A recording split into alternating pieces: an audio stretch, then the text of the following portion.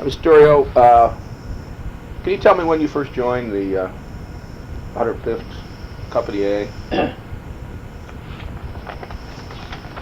was in 1939. I joined the National Guard. Went on one maneuver.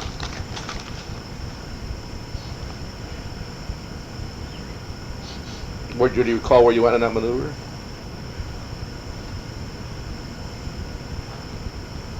We went up to Canton, New York. Okay. Oh yeah, up near the St. Lawrence River. Okay. We also made a Battle of Saratoga. We went up there one weekend. Battle of Saratoga? Were you part of that? There was a bunch of guys who, in the 105th, that were guarding the railroad at one point down from Canada. Were you involved in that? Remember that? I don't remember that, no. Some guys told me that there was a threat that the Queen of England or something was coming in to visit Canada. She was going to come down from Canada on the railroad down to Albany, and they were so concerned about saboteurs that they had the guys lined up every 50 yards or something all the way. The whole outfit. Maybe that was, yeah. Maybe they're giving me a piece of. Okay, so you had that one. You had the one maneuver or training camp up at Canton. Is that DeKalb Junction? Is that DeKalb? Yes. DeKalb Junction, yeah. That was shortly after I got out of school, high school. Okay, so how old were you to join? 19. 19. Okay. And then the following summer, 1940, that was a summer camp, right? When President Roosevelt came. Remember that in August of 40?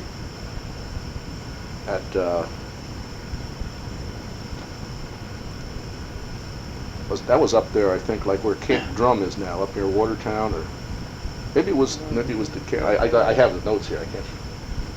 The president, according to newspaper accounts, President Roosevelt came in August of 1940, and the training was extended from 2 weeks to 3 weeks, and everybody thought that, whoops, something was going to happen because the president came in August of 40. You not remember? Okay. I wasn't there. Okay. What do you remember about when they got inducted in October of 1940?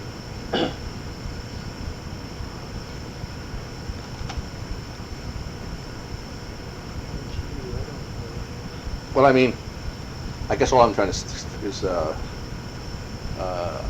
you were notified, they were told to report to the armory, and then you went by train to Fort McClellan. Do you remember anything about that? Yeah, we went by train, but stayed in a coach.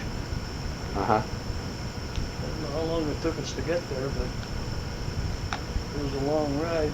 Mm-hmm. How was it comfortable? Well, not really. They had all their equipment, and yeah. Everybody was hollering and screaming and singing and drinking. How did you get fed while you were on the thing? How did they?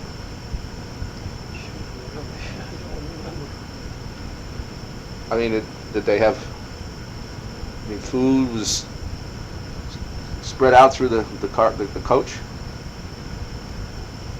I don't really remember whether we had our own cooks there or what. Okay. I don't remember. Okay. Even eating. The only thing I remember coming into California, we came into Camp Hahn.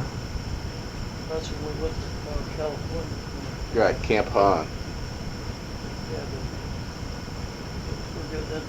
we're going to Alabama now. Right, I want to go to Alabama. That's what I want to go to. I would say. Okay, so now you're at Fort McClellan in Alabama. What was that like when you first got there?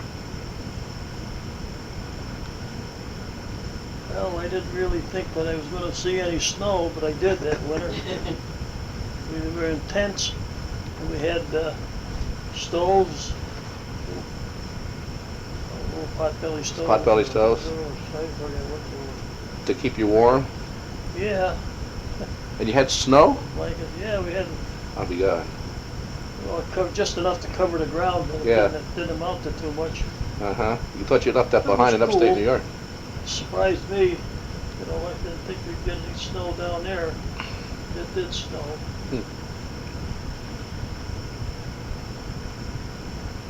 We just went in this area that I don't think there was anything in there before we got there. Yeah. Put these tents up. Since we lived in tents. It was an old abandoned, I think it was an abandoned fort, as I understand it, and they sent you guys out into a field that had been cleared and said, here's where you're going to stay, and then put your up your tents, and that was Is that. that where you got the watermelons, John? No, that's when we were we went on maneuvers from there. Yeah. You're in Arkansas, Louisiana. let's talk about the maneuvers. Yeah, so you went on to Arkansas, Louisiana? Arkansas, Louisiana. Yeah. We did a lot of walking. Remember, I was told we did stop. You've heard of Hope, Arkansas by now. Oh, yeah, yeah. Oh. You actually went through there, huh? Well, yes, we were in Hope, Arkansas. That's noted for, at that time, watermelons. Uh-huh. And they'd have stands out there where they'd sell cold watermelon. We were in trucks, Mm-hmm. you know, and they stopped outside of this woods and told us where we were going to bivouac. That's where we were going to stay. We had to go through this farmer's field, watermelons. And we had all of our equipment, our rifles, and barracks bags full of all of our clothes, everything with it, everything we owned. Going through this field, and guys were still stopping and picking up watermelons. Mhm. And Put them in their knapsack? yeah, were hanging on to as many as they could. The next day, O'Brien come out. I think it was O'Brien, but no, it wasn't O'Brien then. I don't remember. But anyway, the commander come out and said that the farmer was raising the dickens because we were messed up. His watermelons are going to cost us, I think it cost us 10 cents a piece for each watermelon. Pay for the watermelons. Mm-hmm. When you first went down there in McClellan, Captain William O'Brien was commanding Company A. He was still commander, yeah. Yeah. Anything you can remember about him on the trip down on the train or anything?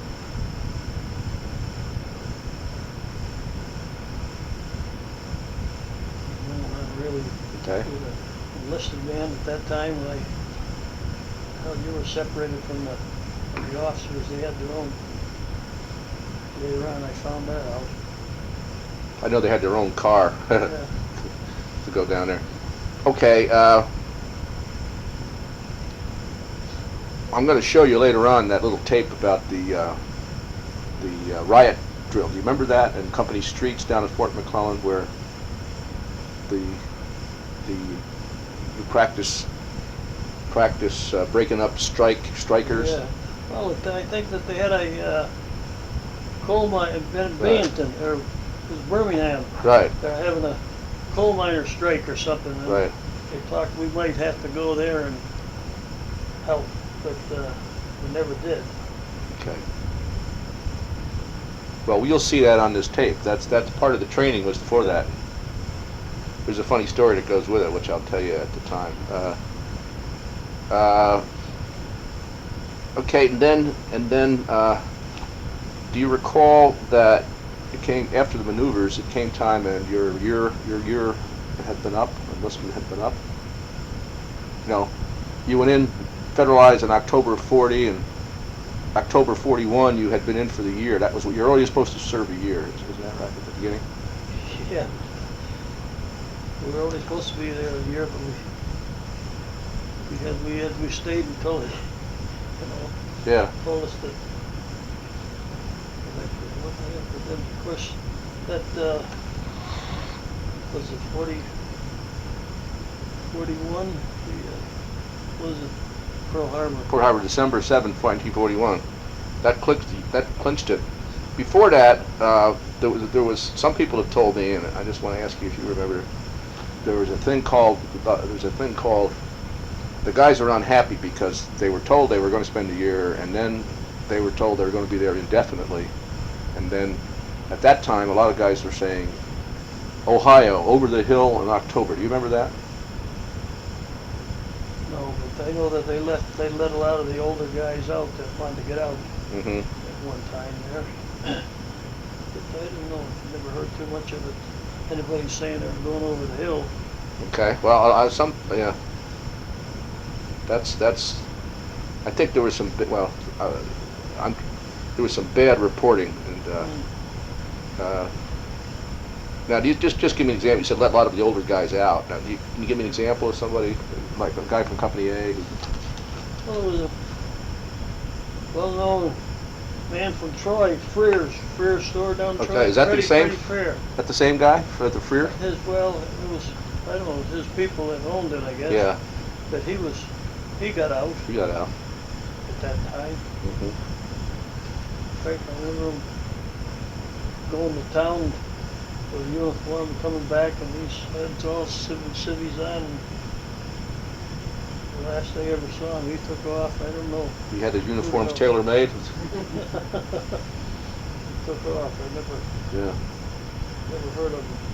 I don't know if he ever got back to Troy. Or did you ever hear of this guy in Troy that he also went with him, right through the whole thing? McLaughlin. Yeah, I can't get a hold of him. You know, I've tried to reach him. I've called the phone number that I have for him, but he doesn't answer. It's been disconnected. What is the address there? I've seen him a couple of times. I think he lost his arm. Hand. Used to be up by The golf course there. yeah. Well, I'll see if I can get The street off of the golf course there. yeah. The number I had for him it's disconnected, so I don't know. I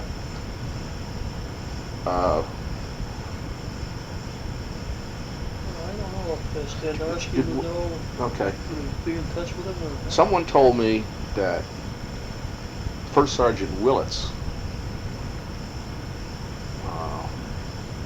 went home on furlough and never came back. Do you remember that?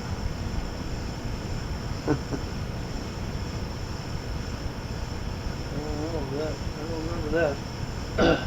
He was first sergeant right up until, I think, Vince Mazzone took over from him. He was a company clerk and took over. Right. Okay, Vince took over from him. Yeah. Okay. The one that I know of was first sergeant. Is there, okay. Anything else that you remember about Fort McClellan that you want to talk about? I mean, No, I almost got into the fire department there, because when you fill out the questionnaire or whatever, application or whatever, you put on I belong to the fire company. I see. See, I was a volunteer fireman. In Christ, I thought they were going to put me in the fire company out there. What the hell, I didn't want to get in the fire company. you been at Fort McClellan? In Fort McClellan, yeah. Yeah. Well, they had a permanent fire Yeah. station there. Okay. This was Okay, then, did you get involved in any of, I guess when December 7 came along, they took different groups and put them in to defend bridges and tunnels, and did you do any of that? The only thing I remember, December 7th was on a Sunday. That was on a weekend pass in Atlanta, Georgia. Oh, And they come out on the PAs all over town. All of the Army personnel report back to your station. We got back, you had to be back in that Sunday night by 10 o'clock or whatever. Everybody had to be back there. mm-hmm. By 12 o'clock that night, we were all moved out on a train and moved out, headed for California. On the train to California. That same night, about 12 o'clock, I think. By then, we were all moved out in lock, stock, and barrel.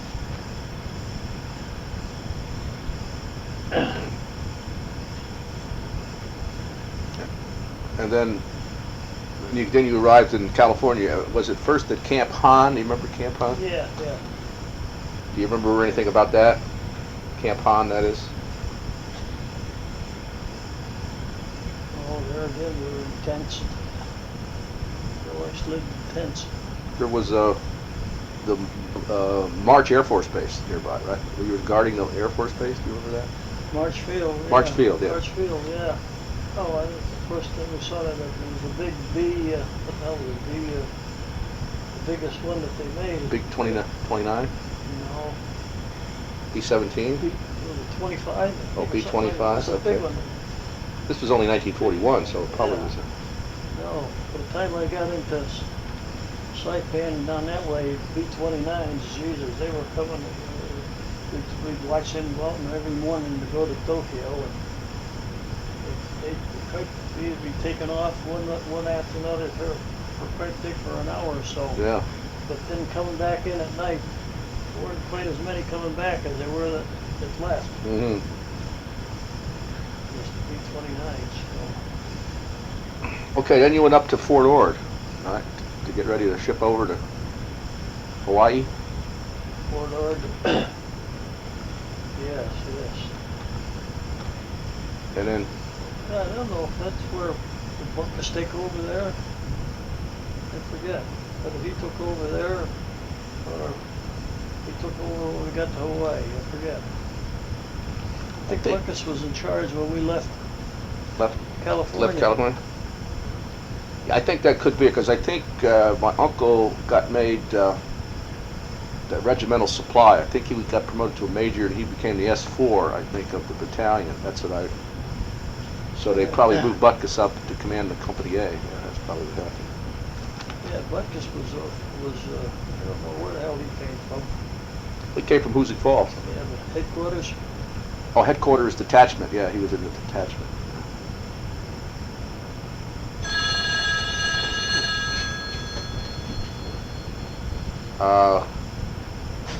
Okay, do you remember the trip over on the boat to Hawaii? Yeah. You don't want to ask that? I do. It was the Aquitania, right? Remember the Aquitania was Yeah. supposed to be the largest transport of, Mm-hmm. at that time.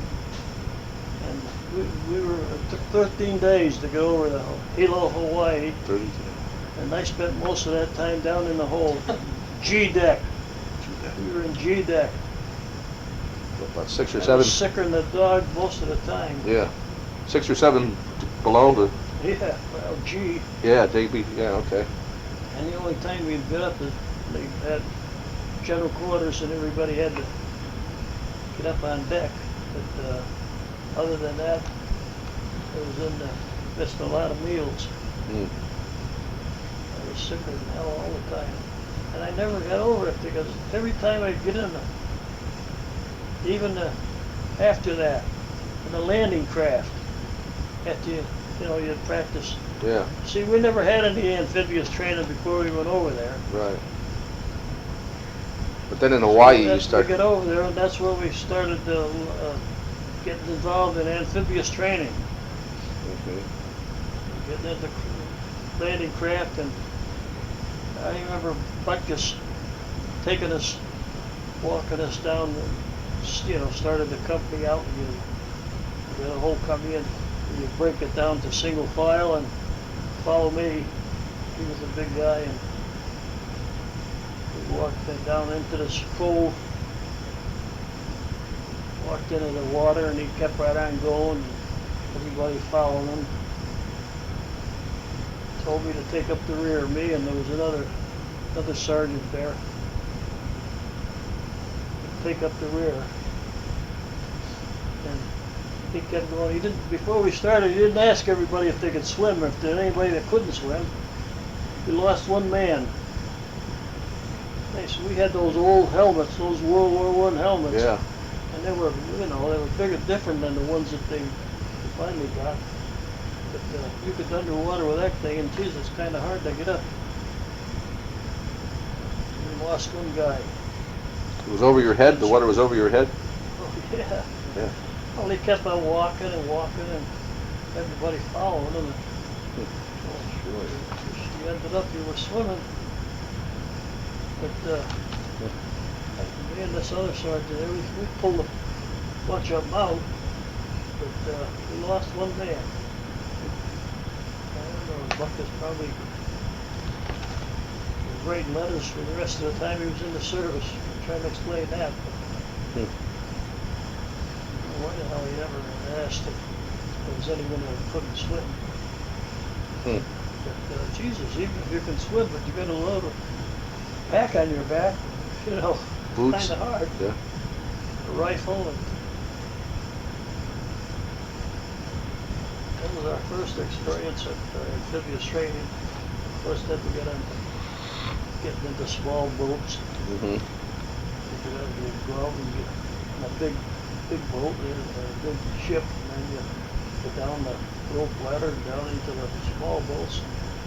You move around until you get unloaded, and then they take you to shore. Practice that.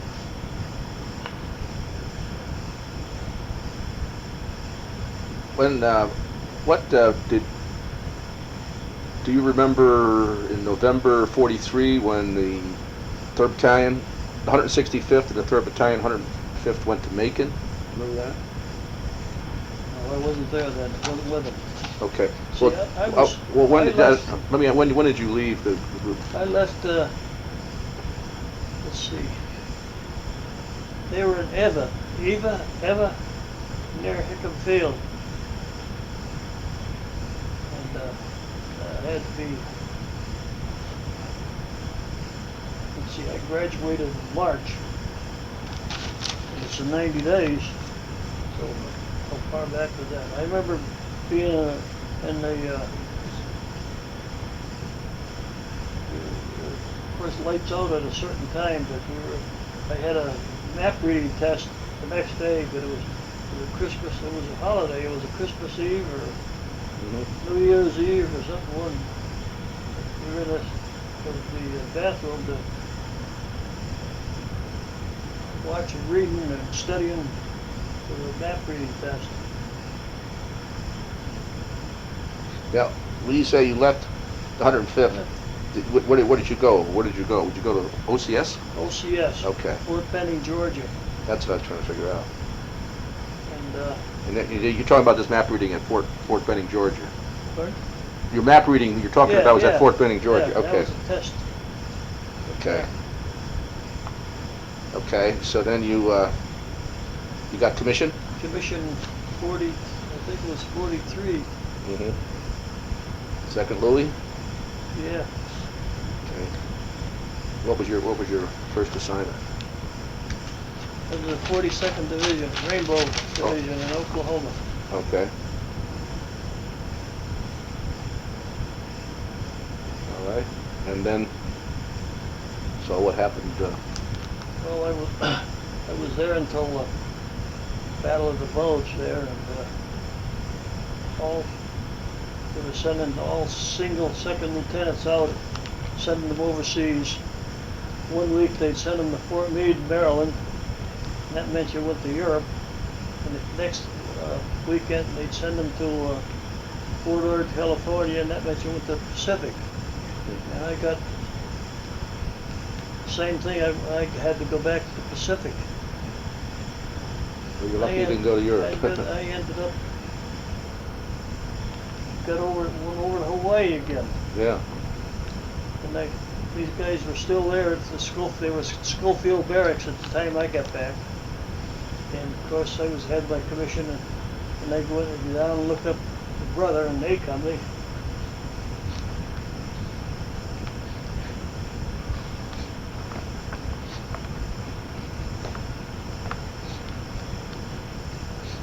Hey, you want to take a break?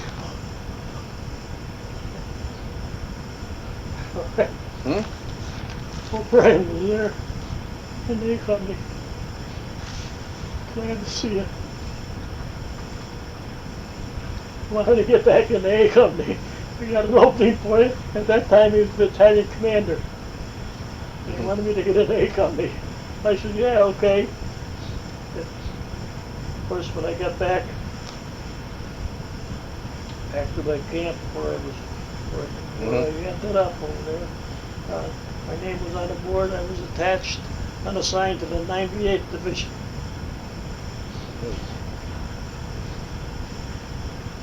We were on another island, Kauai. Here I met up with a guy that buddy of your uncle's,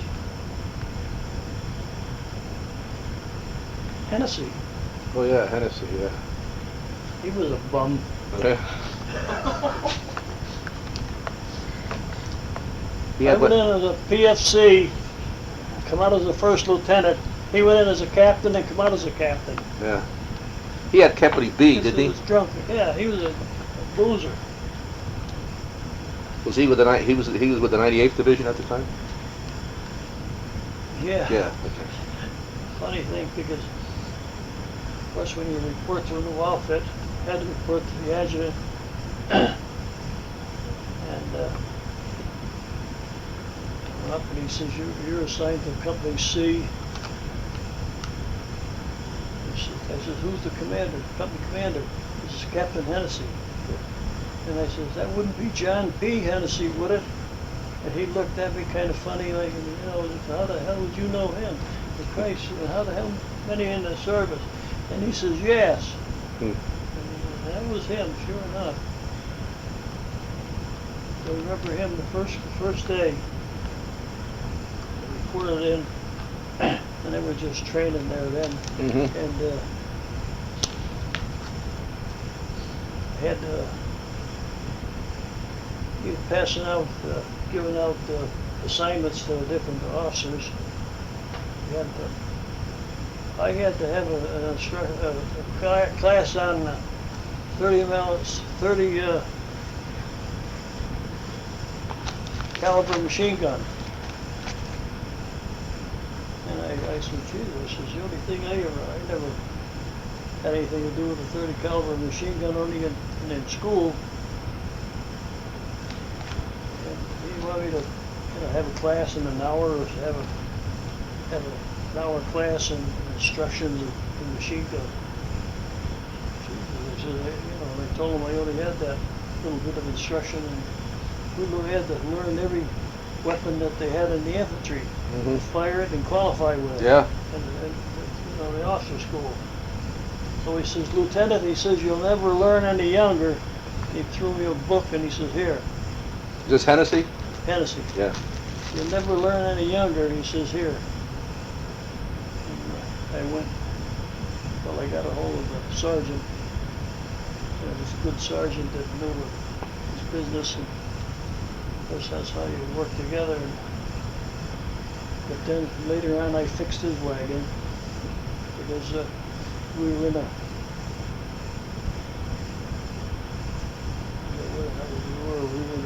squall, like an old camp or something that we were staying in. The officers were in this, and there was a Hennessy, and there were two other first lieutenants and a couple of seconds. And I was a junior, second lieutenant. And been there one night, and he's got a half a bun on.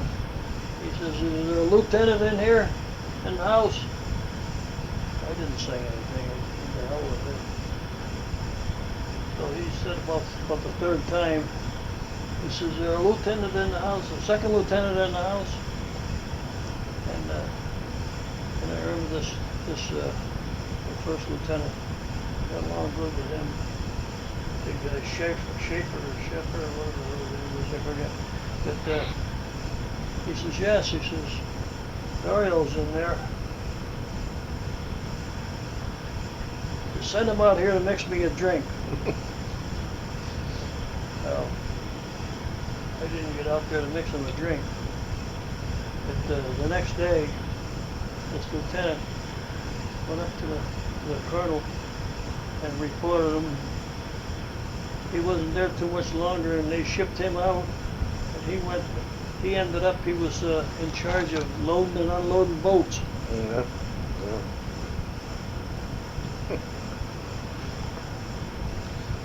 Okay, so then you're in the 98th, and you did go to Saipan, but did you go anywhere before Okinawa?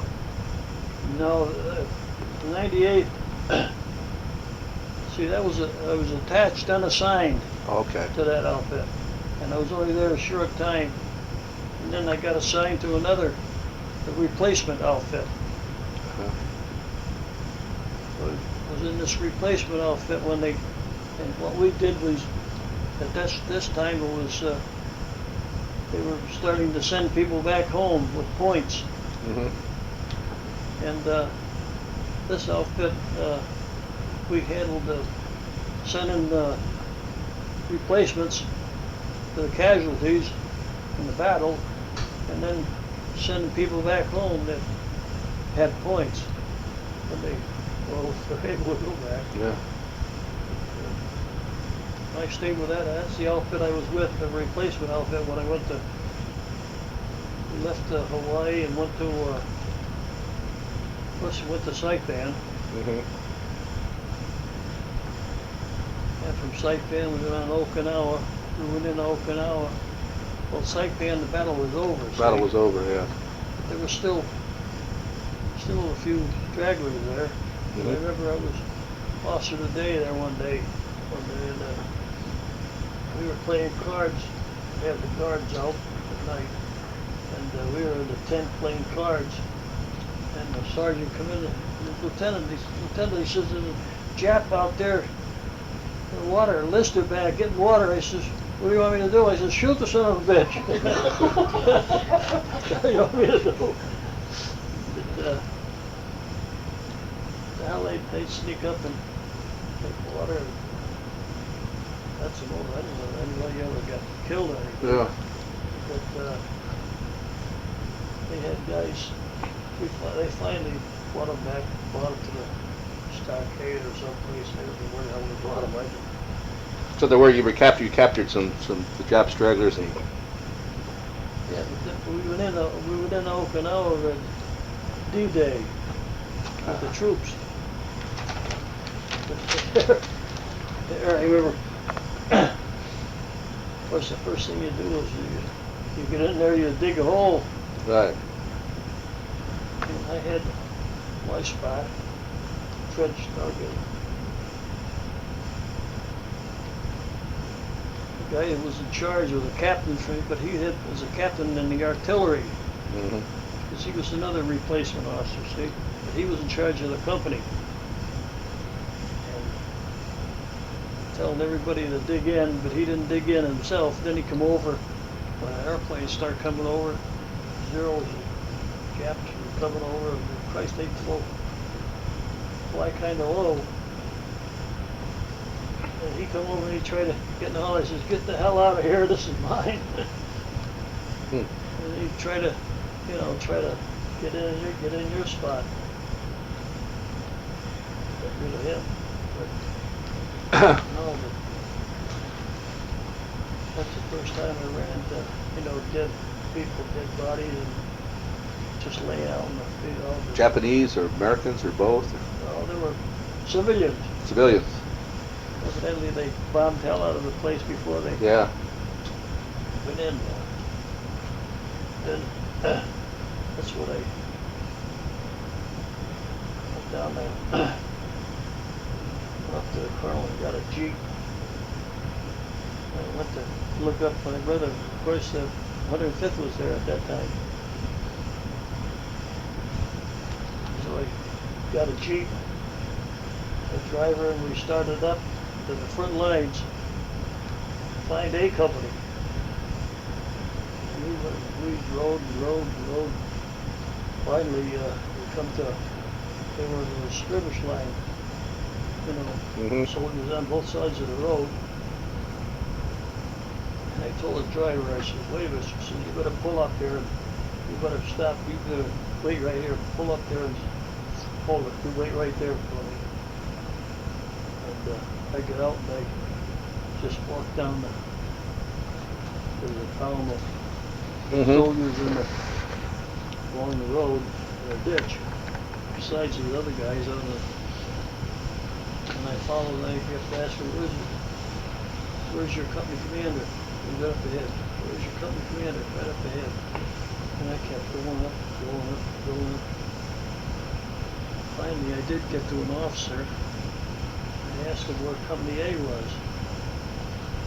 And he pointed, he told me, he says, I wouldn't advise you to go over there. They're catching hell right now. Here I left my rifle back at the Jeep with the guy in my helmet. Real silly thing to do. But, so I started back. Down on the road. You know, just walking down. First thing I'm going a little bit faster. Shells were going off. They were really getting blasted. Waste up. So you know, I was walking down, and all of a sudden I stopped and I looked back, and I had a string of them following me. Shells? The guys, well, they saw me going, and so the guys, they thought I was running back to the back lines or retreating or something, and they started following me. So I just stopped and laid down again, and they all stopped. Okay. And then I just looked around and got up. You know, after things quieted down a bit, I got up and went down. Got down to the Jeep, and I told the driver, "Come on, let's get the hell out of here." And we got back. Okay. See how easy it was for those guys they saw me going back. Sure. And they didn't know what the hell I was doing. Of course, at that time I didn't wear a sign that said I was an officer or anything. We wore a one-piece coverall. So they didn't know who I was. Well, I guess that was because the Japanese would spot officers, they'd shoot them first, right? Well, sure. That's what I know. So, when Okinawa was over, were you ready? Were you going to be part of the group that was supposed to assault Japan? How did that happen? After Okinawa, we all loaded up, and we were on a boat ready for all loaded, and with the replacements, we were going to Kyushu, the main island of Japan. But while we were on the water, that's when Truman told them to drop the bomb, and that put the squash on the deal, and we ended up going into Korea.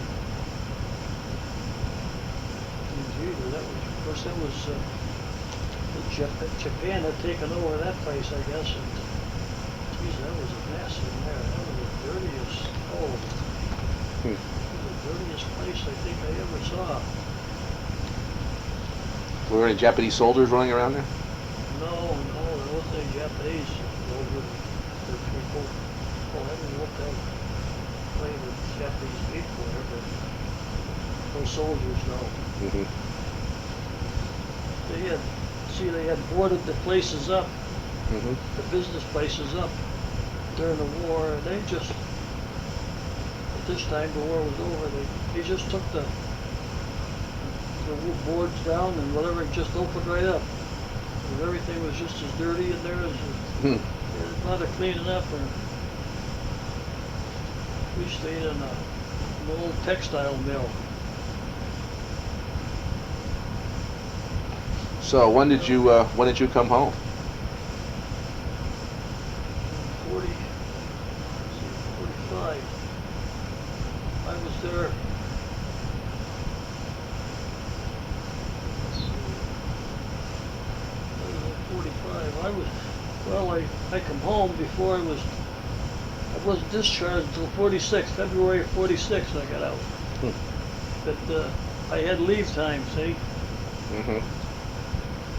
So I was there for the winter anyway.